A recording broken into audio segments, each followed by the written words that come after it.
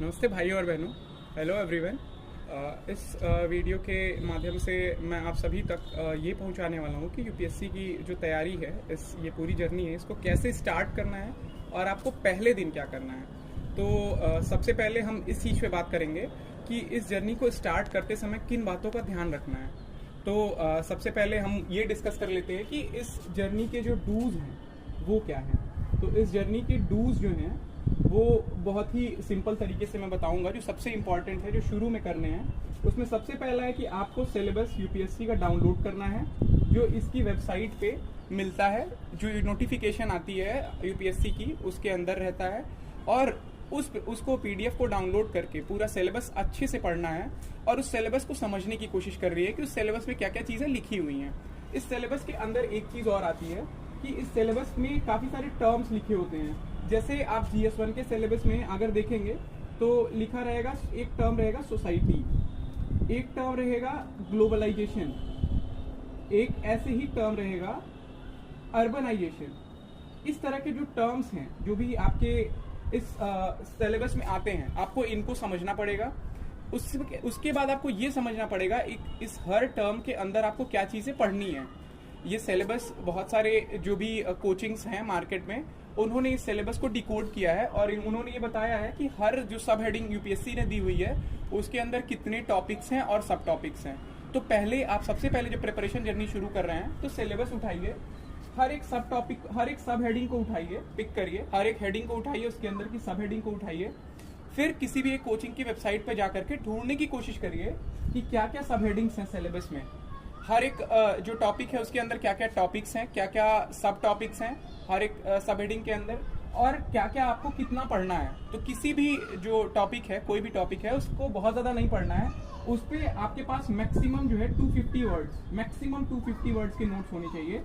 मैं ये कहूँगा कि बहुत सारे ऐसे टॉपिक्स हैं जिनको आपको 100 वर्ड्स और 150 वर्ड्स में ही कंप्लीट करना है। तो इसलिए कोशिश करनी है कि किसी भी टॉपिक को बहुत ज़्यादा डीप ना पढ़ा जाए, लेकिन हर टॉपिक को कंप्लीट किया जाए। दूसरी चीज़ जो डूज में आती है वो ये है कि आपको स्ट्रैटेजी टॉपर्स की पढ़नी है, और ये स्ट्रैटेजी टॉपर की पढ़ करके ये पता करना है कि उन्होंने कैसे प्लान किया अपनी एक ईयर की पूरी स्टडी को। तो इसके लिए आप बहुत सारे टॉपर्स की यूट्यूब वीडियोस हैं, उनको आप देख सकते हो। मेरा भी यूट्यूब वीडियो, इस पर मैं बनाऊंगा एक 1 ईयर प्लान, वो वीडियो आप इसके बाद ही बनाऊंगा, वो आप फॉलो कर सकते हो। ये स्ट्रैटेजी जो आएगी जिसमें आप 1 ईयर प्लान डिस्कस करोगे, उसमें आप समझोगे कि 1 ईयर में हमको कैसे सिलेबस कंप्लीट करना है और हमको कैसे अपनी स्ट्रैटेजी बनानी है, ताकि हम मैक्सिमम चीज़ें याद भी रख सकें, रिवाइज भी कर सकें इस 1 ईयर में। इसके बाद तीसरी चीज़ आती है वो ये कि हम इस पूरी स्ट्रैटेजी को और सिलेबस को कैसे कंटिन्यूअसली कंप्लीट कर पाएँ, कैसे कंटिन्यूअसली इस पूरी प्रिपरेशन जर्नी को आगे बढ़ते रहें और बिना किसी भी जो है रोकथाम के, बिना किसी दबाव के, बिना किसी जो है स्ट्रेस के इस प्रिपरेशन जर्नी को कंटिन्यू करते रहें। उसके लिए सबसे इम्पॉर्टेंट रहती है इंटरनल मोटिवेशन। आपके अंदर क्या चल रहा है, आप इस सर्विसेज में क्यों आना चाहते हैं, आप इस जॉब को क्यों ज्वाइन करना चाहते हैं, उसके पीछे ये जो रीज़न है ये डिसाइड करेगा कि आप इस प्रिपरेशन जर्नी में कितने ज़्यादा सीरियस रहेंगे। जो भी आपके लोज आएंगे, जो भी आपका जो है थोड़ा सा बुरा फेज आएगा जहाँ पे आप नहीं पढ़ पाएंगे, उस समय आपको यही चीज़ जो है वापस से उस प्रिपरेशन जर्नी के रास्ते पे भेजेगी और आपको आपके जो भी खराब दिन है वहाँ से ऊपर उठाएगी।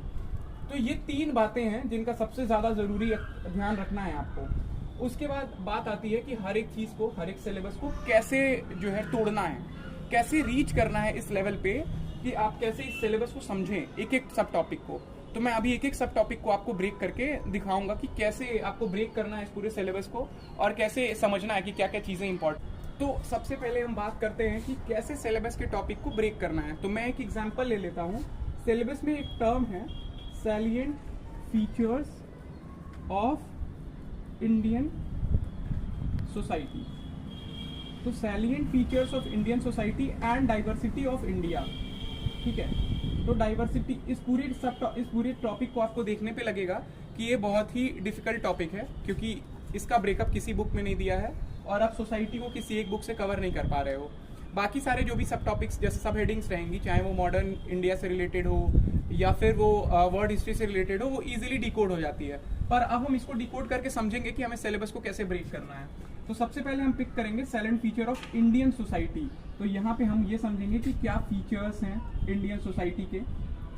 फॉर एग्जाम्पल इंडियन सोसाइटी में बहुत ज़्यादा लिंग्विस्टिक वेरिएशंस हैं, बहुत ज़्यादा कास्ट वेरिएशंस हैं, बहुत ज़्यादा रिलीजियस वेरिएशंस हैं, बहुत ज़्यादा कल्चर्स हैं, बहुत सारे ट्राइबल कल्चर्स हैं, बहुत सारी चीज़ें हैं, बहुत सारे लोग हैं जो अभी तक मेन स्ट्रीम सोसाइटी का पार्ट नहीं है।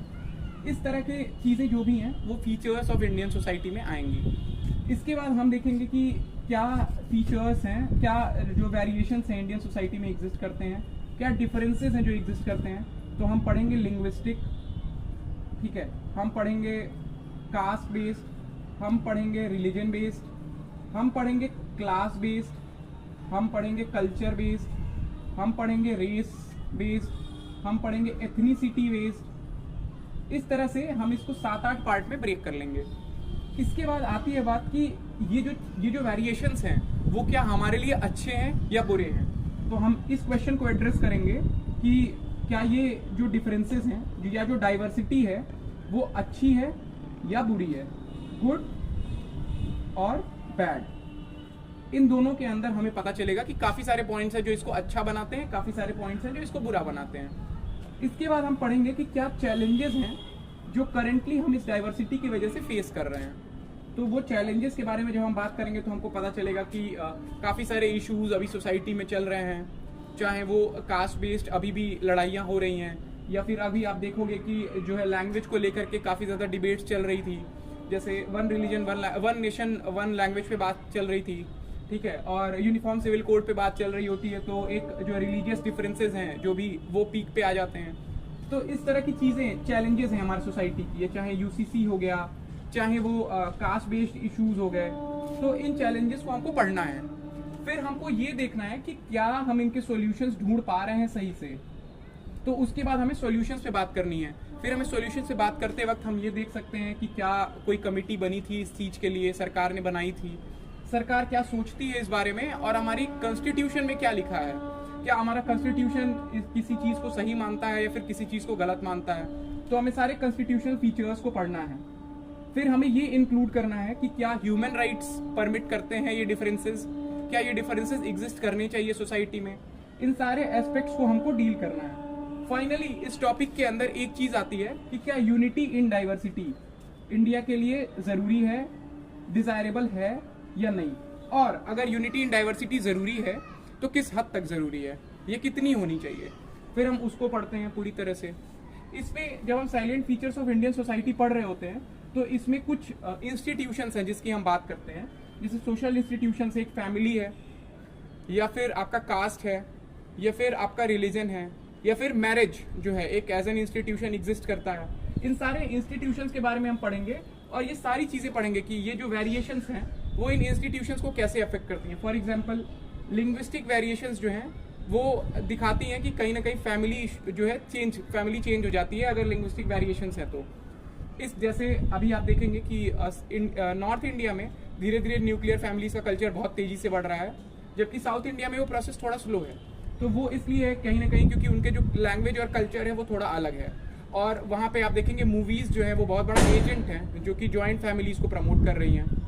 तो इस तरह से हमको ये सारे इंस्टीट्यूशंस को एड्रेस करना है, इन इंस्टीट्यूशंस के बारे में समझना है, और ये इंस्टीट्यूशंस कैसे चेंज हो रहे हैं। जैसे फैमिली कैसे चेंज हो रही है, आज से 50 साल पहले कैसी थी अभी कैसी है, या कास्ट पहले कैसा था अभी कैसा है, या रिलीजन सिस्टम पहले कैसा था अभी कैसा है। इन सब की स्टडी करनी है। और इन सारे टॉपिक्स पे आपके पास जस्ट 200 वर्ड्स के नोट्स होने चाहिए, इससे ज़्यादा नहीं होने चाहिए। 100 वर्ड्स 200 वर्ड्स। कोई भी चीज़ जैसे फैमिली है तो इसकी एक लाइन की डेफिनेशन आपके पास होनी चाहिए जो कि एकदम सिंपल हो। सिमिलरली कास्ट सिस्टम की एक लाइन की डेफिनेशन होनी चाहिए कि caste system is based on the concept of purity and pollution, that's it. इसी तरह आपके पास रिलीजन सिस्टम की एक छोटी सी डेफिनेशन होनी चाहिए। ये आपका एक पूरे सब टॉपिक का ब्रेकअप है। इसी तरह से आपको सारे टॉपिक्स को ब्रेक करना है। इन टॉपिक्स को ब्रेक करने के लिए आप किसी भी कोचिंग की और जो भी आपके ऑनलाइन वेबसाइट्स हैं यूपीएससी से रिलेटेड उनकी हेल्प ले सकते हैं। उन्होंने ये काम किया हुआ है ऑलरेडी, तो आप उनकी डायरेक्टली हेल्प ले सकते हैं। आपको इन सब टॉपिक्स पे जो भी नोट्स चाहिए हों वो आप विजन आईएएस के वैल्यू एडेड मटेरियल यूज़ कर सकते हैं, वैल्यू एडिशन वाले, या फिर आप किसी भी और कोचिंग के वैल्यू एडिशन मटेरियल यूज़ कर सकते हैं। या फिर आप डायरेक्टली गूगल सर्च कर सकते हैं कि ये चीज़ कहाँ पे मिलेगी। मैंने विजन आईएएस के वैल्यू एडिशन मटीरियल यूज़ किए थे, इसलिए मुझे लगता है कि वो अच्छे थे। इसके अलावा और भी कोचिंग्स हैं जिनके अच्छे मटीरियल्स हैं, आप चाहें तो वो भी देख सकते हैं। मैंने पर्सनली देखा नहीं है, इसलिए मैं सजेस्ट नहीं कर सकता। मैं आपको बोलूँगा कि अगर आपको कोई सब टॉपिक नहीं मिल रहा है किसी मटीरियल में, तो आप डायरेक्टली गूगल करिए और आप जो भी उसमें लिंक आती है, जो भी न्यूज़पेपर की या किसी भी और वेबसाइट की, वहाँ से आप पिक कर सकते हैं वो डेटा। और ये सारे सब टॉपिक्स पे आपको 100 वर्ड्स या 150 वर्ड्स के स्मॉल नोट्स बना लेने हैं। ये पूरा सब टॉपिक का एक्सप्लेनेशन है कि कैसे ब्रेक करना है। इस तरह से आपको पूरे के पूरे सिलेबस के लिए करना है। Thank you. हम अगले वीडियो में ये डिस्कस करेंगे। तो इसके आगे अब हमें ये समझना है कि हमारा first day of UPSC preparation कैसा होगा। तो हम अब डिस्कस करेंगे कि हमारा फर्स्ट डे ऑफ प्रिपरेशन कैसा होगा। हमने ऑलरेडी इस फर्स्ट डे ऑफ प्रिपरेशन से पहले सिलेबस डिकोड कर लिया है। हमने ये समझ लिया है कि सिलेबस क्या है, इसमें कितने सब टॉपिक्स हैं, कितनी चीज़ें हैं जो हमें पढ़नी है। हमने ये समझ लिया है कि हमारे सोर्सेज क्या होंगे, और हमने ये समझ लिया है कि हमें डेली किस चीज़ को कितना टाइम देना है, अपने जीएस पोर्शन को प्लस ऑप्शनल पोर्शन को। इस पर मैं एक वीडियो बनाऊंगा जिसमें मैं बताऊंगा कि इन दोनों को टाइम कैसे डिवाइड करना है जब आप 1 ईयर प्रिपरेशन कर रहे हो। तो उससे पहले आपको ये दोनों चीज़ें क्लियर होनी चाहिए कि सिलेबस और सोर्सेज क्या हैं। जब आप पहले दिन बैठ रहे होते हो तो ये दो चीज़ का बहुत इंपॉर्टेंस रहता है। मैं ये चाहता हूँ कि आप पहले महीने में एटलीस्ट सिर्फ जीएस पोर्शन पढ़ें और कोशिश करें कि 1-2 टॉपिक्स धीरे धीरे कंप्लीट करें ताकि एक कॉन्फिडेंस आए। उसके बाद आप ये पूरा प्लान फॉलो कर सकते हैं। तो इसलिए पहले दिन आप जब भी बैठेंगे तो आपको पहले दिन सबसे पहले सिलेबस को पिक करना है, उसका सबसे पहला टॉपिक उठाना है। जैसे फॉर एग्जांपल सिलेबस का GS1 का जो सबसे पहला पोर्शन है वो है हिस्ट्री। तो आपको हिस्ट्री की एनसीईआरटी पिक करनी है, क्लास 6 की एनसीईआरटी पिक करनी है, और आपको देखना है कि क्लास 6 की एनसीईआरटी में क्या क्या चीज़ें दी हुई हैं। आपको पूरी किताब पढ़ने की कोशिश करनी है धीरे धीरे करके। आपको 1 से 2 दिन के अंदर इस बुक को कंप्लीट करना है, क्योंकि इसमें बहुत ज़्यादा चीज़ें इंपॉर्टेंट नहीं है और बहुत ही पतली सी किताब है। आपको इसमें बहुत ज़्यादा डीप जाने की ज़रूरत नहीं है। आप बस एक रीडिंग करके देखिए कि इस बुक में क्या क्या कंटेंट है और क्या क्या चीज़ें हैं जो आपको लगता है कि इस किताब में अच्छी दी हुई हैं। आपको अभी कुछ भी हाईलाइट नहीं करना है, बस इस बुक को एक बार देख लेना है। इसके बाद आप 7th क्लास की एनसीईआरटी पढ़ेंगे। इसके बाद आप 8th क्लास की एनसीईआरटी हिस्ट्री की ही पढ़ेंगे। तो आपको सारी हिस्ट्री की एनसीईआरटी 6 to 12th क्लास की इसी तरह कंप्लीट करनी है एक लाइन से। लेकिन जब आप पहले 6th, 7th और 8th क्लास की एनसीईआरटी पढ़ लें तो आपको इन तीनों एनसीईआरटीज को बस 3 साल की पढ़ने के बाद एक बार प्रीवियस ईयर क्वेश्चंस की तरफ जाना है और देखना है कि क्या प्रीवियस ईयर क्वेश्चंस पिछले 10-12 सालों के इन किताबों से कभी कोई डायरेक्टली आए हैं। उसके लिए आपको हिस्ट्री के जो भी प्रीवियस ईयर क्वेश्चंस हैं वो ओपन करने हैं, गूगल करके सारे प्रीवियस ईयर क्वेश्चन हिस्ट्री के एक PDF में डाउनलोड कर लेने हैं और सारे क्वेश्चन को यहाँ से सर्च करने की कोशिश करनी है कि इन तीनों किताबों से कितने क्वेश्चन आए हैं। मैं आपको बता दूं कि ये 8th एनसीईआरटी से कई 3-4 क्वेश्चन आए हुए हैं, 7th क्लास की एनसीईआरटी से 1-2 क्वेश्चन आए हुए हैं और 6th क्लास की एनसीईआरटी से लास्ट टू लास्ट ईयर ही एक क्वेश्चन आया था अशोका के पिलर पे, कि अशोका के pillar inscription religious tolerance practice करवाते हैं और बताते हैं उसको लेकर के। तो इस तरह से आप क्वेश्चन जब ढूंढेंगे तो आपको समझ में आएगा कि इन बुक्स से क्वेश्चन कैसे बन रहे हैं। इन बुक्स के जो छोटे छोटे बॉक्सेस हैं जहाँ पे कुछ कुछ इन्फॉर्मेशन दी रहती है, उन बॉक्सेस को बहुत इंपॉर्टेंट है, वो उनको बहुत अच्छे से पढ़ना है। और एक चीज़ और कोशिश करनी है कि वो जो बॉक्सेस हैं उन पे आप कहीं छोटे से छोटा कहीं भी लिख लेंगे, कोने में अपने कॉपी में कहीं पे भी, कि इस बॉक्स में ये दिया था। कोई फोटो किसी मंदिर की दी हुई है तो कोशिश करना है कि उस फोटो को, उस जो भी मंदिर की फोटो है, जो भी किसी भी स्थल की फोटो है, उसको आप कहीं पर लिख लें कि ये स्थल कहाँ पे है, किस चीज़ के लिए फेमस है और अभी इसका क्या प्रोग्रेस है। तो ये बहुत इंपॉर्टेंट है कि आप जो भी चीज़ें दी हुई हैं इस तरह की इस बुक में वो देखें, कौन से किंगडम में बनवाया था। ये आपका जो है पहला दिन यूपीएससी प्रिपरेशन का रहना चाहिए। ये पहला 1 हफ्ता या 2 हफ्ते रहने चाहिए कि आप 6th की एनसीईआरटी पढ़ेंगे, 7th की एनसीईआरटी पढ़ेंगे, 8th की एनसीईआरटी पढ़ेंगे हिस्ट्री की। मैंने आपको हिस्ट्री से स्टार्ट करने के लिए इसलिए बोला है क्योंकि ये GS1 के सिलेबस में हिस्ट्री है, तो आप यहाँ से शुरू कर सकते हैं। इसके बाद जब आप एक बेसिक अंडरस्टैंडिंग आपको हिस्ट्री की हो जाएगी तो तब आप सीधे मेंस का सिलेबस उठा करके मेंस की तैयारी शुरू कर सकते हैं। अब जैसा कि आप सभी को मालूम होगा कि यूपीएससी प्रिपरेशन में पहले मेंस की तैयारी होती है, फिर प्रीलिम्स की तैयारी होती है। तो इसलिए पहले जब आप ये बेसिक किताबें पढ़ेंगे तो आपको धीरे धीरे समझ में आएगा कि हिस्ट्री में क्या क्या चीज़ें हैं। इसके बाद जब आप एक स्टैंडर्ड किताब हिस्ट्री की पढ़ेंगे, स्पेक्ट्रम की, मॉडर्न इंडिया के लिए, तब आपको समझ में आएगा कि अच्छा इस नेशनल मूवमेंट में क्या हुआ था, कैसी चीज़ें थी। उसके बाद आप मेंस के नोट्स बनाएंगे। लेकिन जो आपकी शुरुआत होगी इस पूरी प्रिपरेशन की वो यहाँ से होगी। आपको पहले बेसिक एनसीईआरटीज को धीरे धीरे पढ़ना है, समझने की कोशिश करनी है कि क्या क्या चीज़ें हैं, क्या क्या चीज़ें हमारे सिलेबस में है, क्या क्या चीज़ें बुक में दी हुई हैं, और कुछ क्वेश्चंस प्रीलिम्स में या मेंस में इन बुक किताबों से आए थे क्या। मुझे लगता है कि ये स्टार्टिंग जब आप एक बार कर लेंगे तो आपको धीरे धीरे अपने प्रिपरेशन का आइडिया होने लग जाएगा। ठीक है, बहुत बहुत धन्यवाद आप सभी का। थैंक यू सो मच इस वीडियो को देखने के लिए। और ये जो पूरा एक्सप्लेनेशन मैंने दिया है इससे रिलेटेड आपको जो भी डाउट हो आप कमेंट सेक्शन में मेंशन कर सकते हैं। मैं कोशिश करूंगा कि मैं सारे कमेंट्स का रिप्लाई कर दूं। अगर मैं नहीं कर पाता हूं तो मैं नेक्स्ट वीडियो में उस डाउट को एड्रेस कर दूंगा। इसके बाद हमारी जो वीडियो आएगी उसमें मैं ये बताऊंगा कि एक सब्जेक्ट को जैसे GS1 को आप कैसे प्लान करिए और उसके लिए क्या क्या सोर्सेज रेफर करिए और उनको कहाँ कहाँ से पढ़ना है। तो thank you so much again for watching this video. Stay tuned for the videos. Thank you.